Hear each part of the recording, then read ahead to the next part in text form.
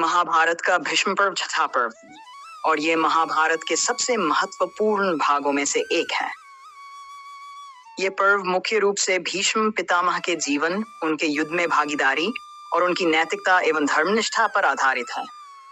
भीष्म पर्व में महाभारत के युद्ध की रणनीति, राजनीति, धर्म और युद्ध के दौरान घटित होने वाली महत्वपूर्ण घटनाओं का वर्णन किया गया है। ये पर्व न केवल युद्ध की घटना को प्रस्तुत करता है, बल्कि इसमें नैतिकता, कर्तव्य और जीवन के आदर्शों पर भी गहरे विचार होते हैं। भीष्म पितामह का परिचय। भीष्म पितामह का जीवन महाभारत की सबसे प्रभावशाली कथाओं में से एक है।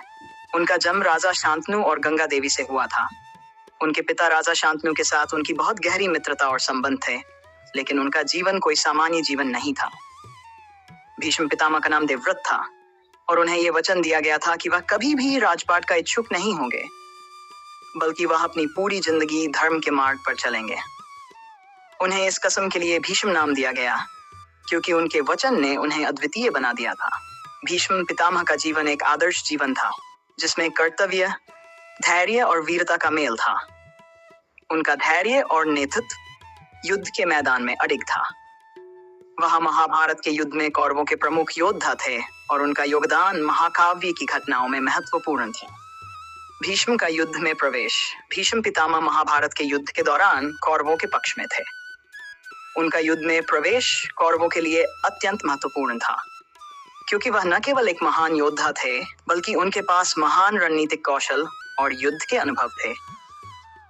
युद्ध की शुरुआत से पहले, जब पांडवों और कौरवों के बीच संघर्ष की स्थिति उत्पन्न हुई, तब भीष्म पितामह ने अपने जीवन के उच्चतम आदर्शों का पालन करते हुए यह स्पष्ट किया कि वह युद्ध में केवल कौरवों के पक्ष में लड़ेंगे, क्योंकि वह उनके साथ नैतिक और धार्मिक दृष्टिकोण से जुड़े थे। भीष्म का युद्ध में प्रवेश पांडवों के लिए कठिन चुनौती था। उनकी उपस्थिति ने कौरवों को एक महत्वपूर्ण लाभ प्रदान किया।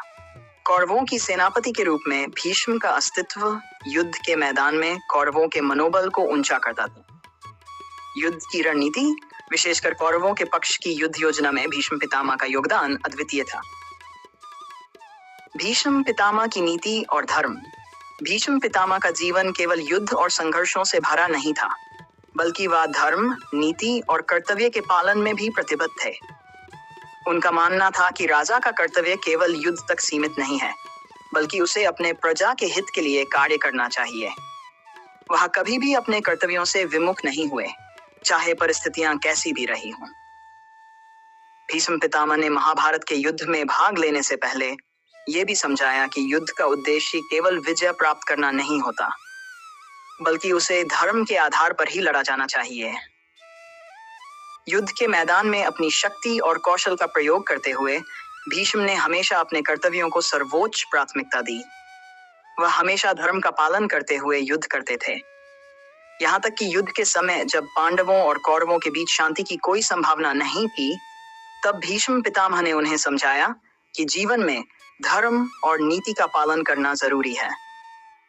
उनके उपदेशों से युद्ध की परिस्थितियों में भी पक्षों के बीच एक प्रकार का सामंजस्य स्थापित करने का प्रयास किया गया। भीष्म का शरशय्या पर आना।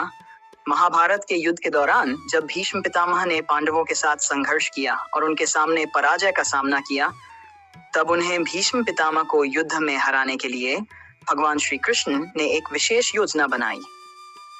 भगवान कृष्ण ने पांडवों से कहा कि भीष्म को केवल उनके इच्छा शक्ति से हराया जा सकता है।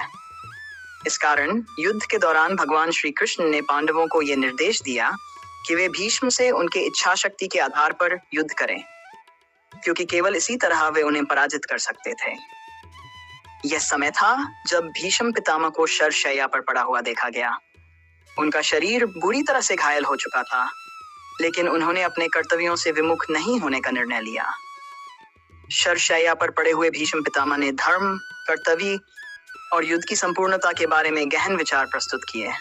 उनका यह त्याग और समर्पण पांडवों के लिए एक प्रेरणा बन गया। भीष्म पितामह का अंतिम उपदेश।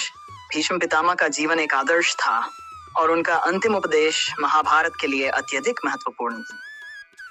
शरशय्या पर पड़े हुए भीष्म ने पांडवों से कहा कि जीवन में हर व्यक्ति को अपने कर्तव्यों का पालन करना चाहिए। उन्होंने पांडवों को यह समझाया कि युद्ध का उद्देश्य केवल स्वार्थ नहीं होता, बल्कि उसे धर्म, नीति और सत्य के लिए लड़ा जाना चाहिए। उनका यह उपदेश भारतीय समाज में आज भी अत्यधिक प्रासंगिक है। भीष्म पितामह ने पांडवों से यह भी कहा कि सच्चे जीवन का मार्ग केवल उस समय है जब कोई अपनी आत्मा से जुड़ा रहता है और अपने कर्मों को सत्य और धर्म के अनुसार निभाता है। उन्होंने ये भी कहा कि युद्ध में भले ही विजय प्राप्त की जाए, लेकिन अगर वह धर्म और नीति से परे है तो वह अंततः नष्ट हो जाता है। उनका यह उपदेश न केवल पांडवों के लिए बल्कि समग्र भारतीय समाज के लिए एक मार्गदर्शन था।